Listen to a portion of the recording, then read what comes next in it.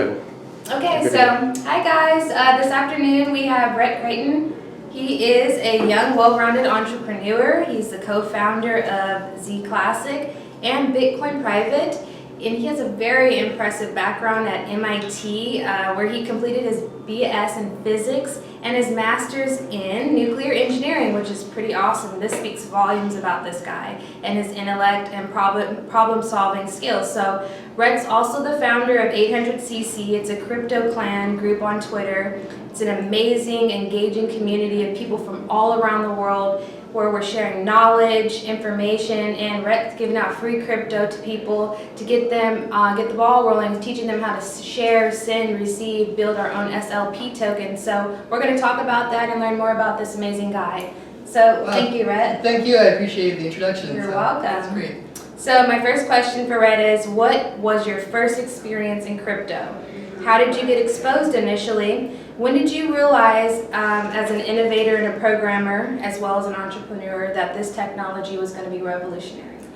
Yeah, that's interesting. So in 2011, it was the summer of 2011, I found out about Bitcoin. I read the white paper. For me, sort of being, I come from a technical background, so I read a lot about the just the technology and the ideas behind it. And I got excited about it because there were just a lot of things in computer science and in cryptography that had never been tested before. And I had actually also, around the 2008 crisis, I spent about a year kind of part-time trying to just learn what a dollar is. Wow. And it's actually incredibly complicated, but on purpose. Like what a dollar is, almost nobody, everybody's in America, they spend their whole life working for dollars. 99.9% don't even have a clue what a dollar represents. Right. So because I had that background of studying just what currency is, and I also had a background in computer science and technology, it was really exciting to me. But at that time, at the moment when I discovered it, I think maybe the only exchange was at Mt. Gox. And in order to buy Bitcoin, like some people were mailing them checks or something. Wow. So it wasn't, it wasn't like the same kind of system you have today where you can just sign up to Coinbase and buy some Bitcoin. So there was actually an IRC channel. It was a Bitcoin OTC IRC channel. And I went in there, and it was basically like either people would accept PayPal or whatever, and you just kind of had to trust them based on had they done some trades or whatever. So I sent a guy there, I'll try it out, and we'd sort of, vaguely negotiate what's the price of a Bitcoin. We came to about $8 a coin. Wow. And so I sent him $64 in it was like a Wells Fargo direct transfer thing, $64. And I was like, he might rip me off or whatever. But then I had to spend, 10 hours setting up the Bitcoin full node. And he sends me all the, I do all this work. I send him $64 and I wait. And I remember at the end of all of it, I have this Linux computer and I run the command and I'm like, okay, what can I do? And I see, and it shows me, he did actually send me the Bitcoin and I saw the number and it just said 8.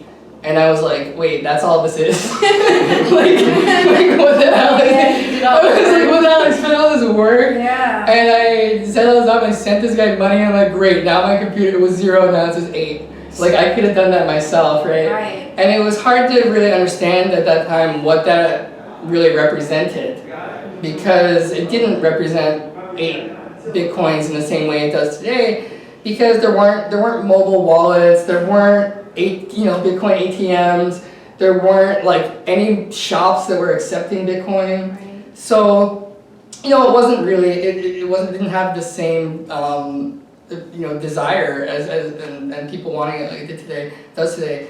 And then what happened was, so I was like, all right, well, it seemed to me like, I don't know, that the best way to get it was probably mining it, because there was just all this discussion of mining. Yeah. And so I was like, okay, I should figure this out. So I went right over to Fry's, and I actually had this idea of Fry's is pretty easy on their 30-day return policy thing. So I was like, all right, here's what I'll do. I'll get a bunch of graphics cards, and I'll just see how many I can mine for 30 days and I'll just return them Wow. afterwards. And so I did that, and I wound up having to, I could return the graphics cards, but I had to keep a lot of some of the other stuff. And I remember my electricity bill was like way higher, you know, went up to like a few hundred a month. And I mined a little bit of Bitcoin, and Bitcoin went up to like $30. And I was like, whoa, my $64 had turned into like 250, and I was like, this is crazy. And then Bitcoin crashed to $2. And everybody was saying like, no, it was just a scam, it was a Ponzi, it was whatever. And at that point I was like, okay, I just wasted all this time, I wasted all this money. This is like, now this thing's worth like $2 a piece, my 8 Bitcoins worth $16. And so I just threw them away. Because I was like, this was just like a big waste of time, right? And then like, surprising to me because I didn't really think about Bitcoin too much until 2012, the next year, I moved to San Francisco, and someone was like, hey, we're having a Bitcoin meetup. And I was like, whoa, a Bitcoin meetup? Yeah. Like, I never heard of that because Bitcoin was just this thing that like, I felt like I wasted a bunch of time on the internet. And I went there, and I think Bitcoin was actually, it just shot up from like $100 to $200 a coin.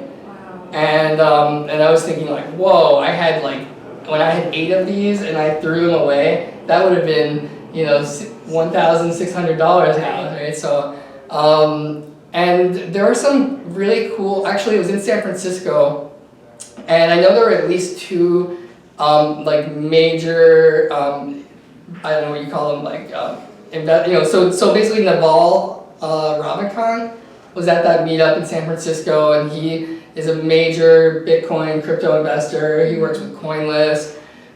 He's invested in probably like any crypto project he could invest in. I mean, he's well diversified, and he was just making some amazing arguments for the case of Bitcoin at that meetup. I don't remember what it was valued at exactly at the time. The Winklevoss twins, they had just bought, I think they announced they purchased 1% of all the Bitcoin at that point. And he basically made this use case. He was like, look, from an investment perspective, if Bitcoin can deliver a fraction of basically what the, what it's promising its value is, he's like, this is like a no-brainer. This is one of the greatest investments I've ever seen. Wow. And so, at $200, Naval was very excited about the opportunity to invest in Bitcoin. And there were some other, so it was like Ryan Singer was also there. He actually started I think maybe the first US Bitcoin exchange. It was called TradeHill. And he worked really hard to comply with all regulations. And so he actually partnered with the Internet Archive Bank. They had a credit union bank so that he could actually use proper banking licenses and money transmission licenses that are given to banks. And that, I think that actually may have been the cause of the Internet Archive Bank having to shut down. Wow. Because after the Silk Road happened, no bank wanted to touch Bitcoin. That was like a year later in 2013. Every bank was like, you have anything to do with Bitcoin, we don't want anything to do with it. And because the Internet Archive, the credit union bank had sort of partnered with a Bitcoin exchange, so much regulation came down on them that they couldn't even afford to just meet and deal with these regulators anymore. So they had to shut down. It's pretty unfortunate. And then what you have, I think unfortunately, is like what wound up happening, and often happens, is I think Coinbase was just sort of ignoring a lot of the regulation or laws, and or maybe they had some argument that at the time, for example, FinCEN, I think they didn't release a statement, any guidance on cryptocurrency until October of 2013. So you had some sort of legal, there was like you could use the legal argument of, well, I didn't know that Bitcoin would be considered money before October 2013 because nobody had ever, no regulator, FinCEN had not made a comment on it until then. And so, the early history was like something that I'll always remember. It was really fun. I like going through it again. I know it was like telling you a long story or whatever, but that's really cool. Yeah. Yeah, well, thank you so much. That's really awesome. You were around for the very beginning and seeing that where it came from $8 to going to where it is now, 8,000 now, right now, and 19,000 a few years ago. That's pretty big, and we're seeing this technology is growing, and it's probably not going anywhere. So that leads to my next question. So you've been involved some time, and what was it like being a part of the Bitcoin Core development crew? Because you were one of the programmers for Bitcoin Core, that's legendary. Yeah, thank you. So that is like a huge, complicated can of worms. Again, like I could talk for an hour about this. But the Bitcoin Core development, it has a very interesting history. Basically, most open source projects on the internet are not very well maintained. Yeah. So you have something like OpenSSL, which secures like everything on the internet, every web browser, every app, everything. And then there's like one guy maintaining it. 2 guys maintaining it. And then a few years ago, I think there was like a Heartbleed error that was exposed. And it's just like, for years, OpenSSL, this thing that secures everything, it's a serious security vulnerability. Why? Because there's like one guy and he made a commit it was actually on New Year's Eve. Wow. It was like he was going to a party and he pushed some commit real quick with a bug. And so that's that. If you are I've been interested in open source software since the early 2000s. Since the 90s, really. Wow. And that's just been normal. You think, open source, who's gonna pay for it? Nobody pays for it. So it's like one guy. He's just labor of love, and he does it. And that was really the early Bitcoin developers. They weren't getting paid. So you had Satoshi, you had Gavin. You had Jeff Garzik was one of the top 5 people, and Jeff Garzik, why was he involved? Well, he just probably was really interested. He wasn't getting paid, passionate, and he was passionate about the project, and then it became political, right? So there's a very long period of Satoshi handed over the keys to Gavin, and then Greg Maxwell started to emerge really as a really strong leader in the Bitcoin Core development team. He's a strong leader because he's a PhD in computer science. He understands cryptography extremely well. He's actually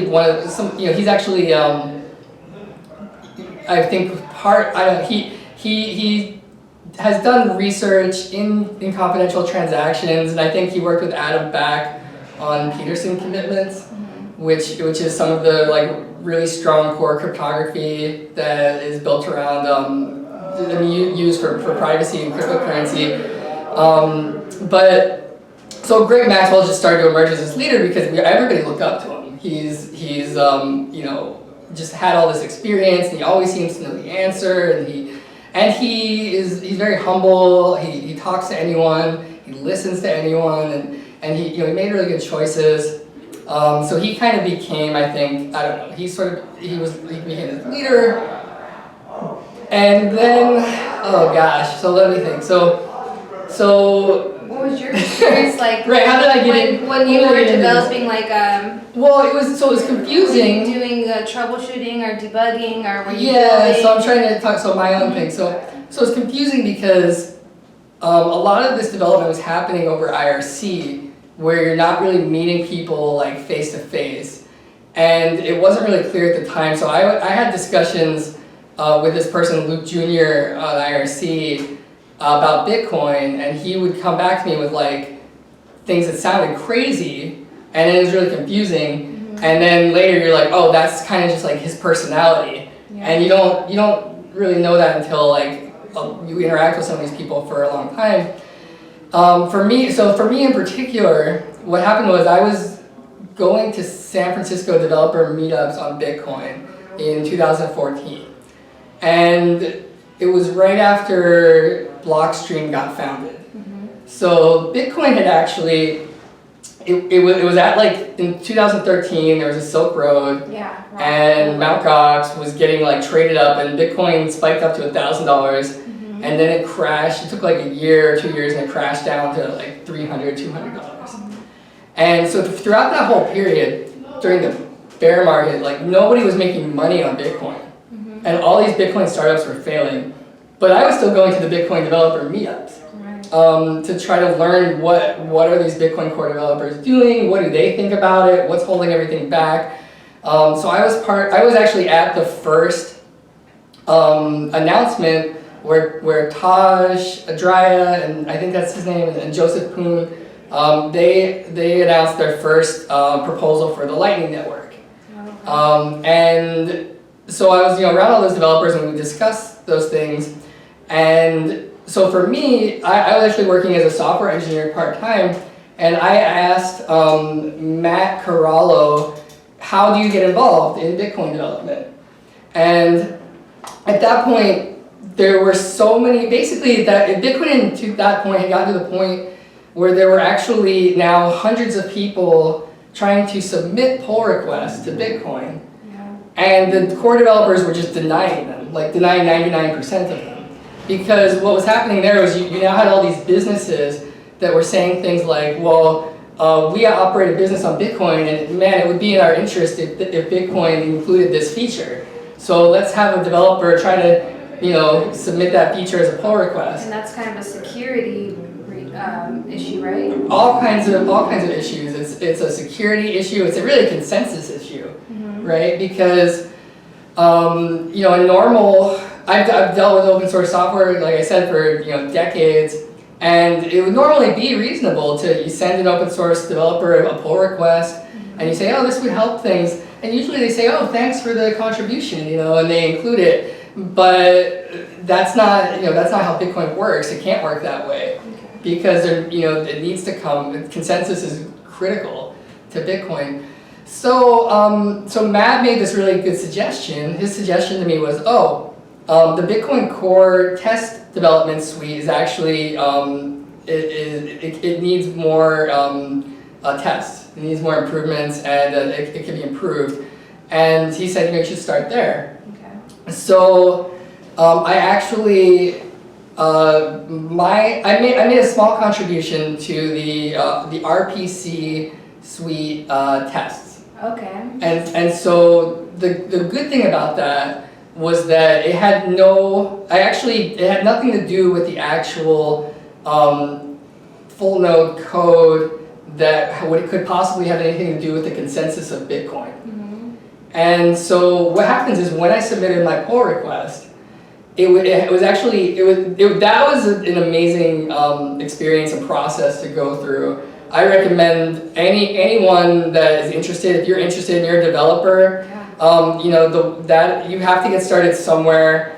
And a big part of the process to contributing to open source software is not just writing the software. It doesn't matter how smart you are or how smart you think you are, how good of a programmer you are. Open source software is a collaborative process. And so after I submitted my pull request, it then had to be heavily reviewed. And it could not be merged into Bitcoin until there had to be like 5 highly people with like high authority in the Bitcoin development community had to approve it as an okay pull request. Is that still the case this day and time in 2019? I don't know. I'm currently not active in Bitcoin core development, so I don't know what their process is now.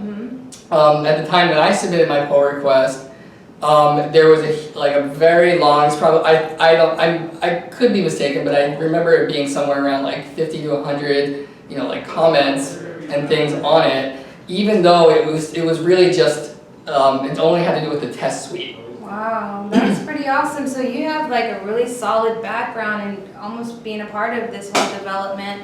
And I know that you mentioned you went and got the graphic cards and did some Bitcoin mining. So I was interested, a lot of people still don't have a solid foundation on mining. I saw Charlie Shrem just bring up something about that today on Twitter. Maybe you can share, you've had some skin in the game, what ASICs mean, the process, what it was like building your own rigs, and as a developer and programmer, do you feel it's still beneficial to mine? Right. And which coins do you feel? So the answer is no. I have never mined cryptocurrency since that first time when I tried to mine Bitcoin, and I mined a few and then lost them. Mm-hmm. My main, I don't know, perspective on the matter is that I don't really care about ASICs so much, or, I mean, okay, we can get into it. Those, where do we start? The only thing that really matters, okay, with mining, if you're proof of work mining, you have to understand that there are people in the world, all over the world, that are using either free or highly subsidized or stolen electricity to mine crypto.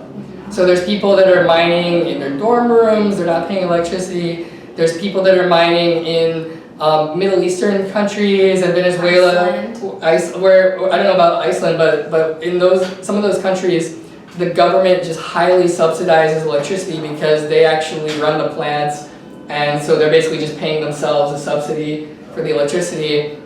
So because of that, electricity costs almost nothing. Yeah. If you're in America and you're trying to compete with them, you're competing with people that basically aren't paying for electricity. Okay.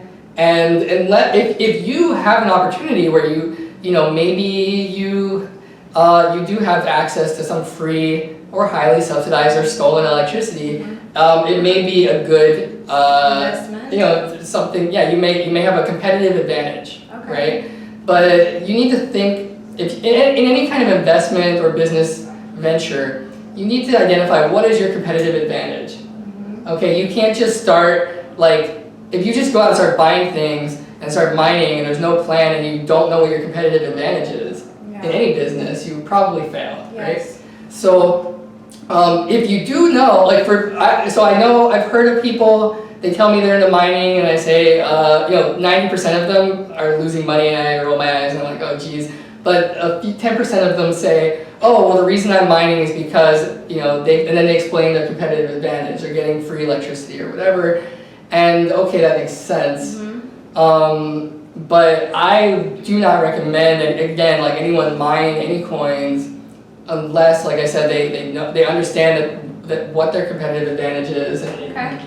Yeah, well that's awesome. And then let's talk about maybe get into 800cc because people need to know about that. I think your philanthropy work is amazing. Thank you. Like I said, people from around the world, there's a heavy amount of people from the Philippines in the group, Africa, everywhere around the world, getting knowledge by Rhett just sharing 100, they split the 100, share 50, keep 50, or whatever the deal is.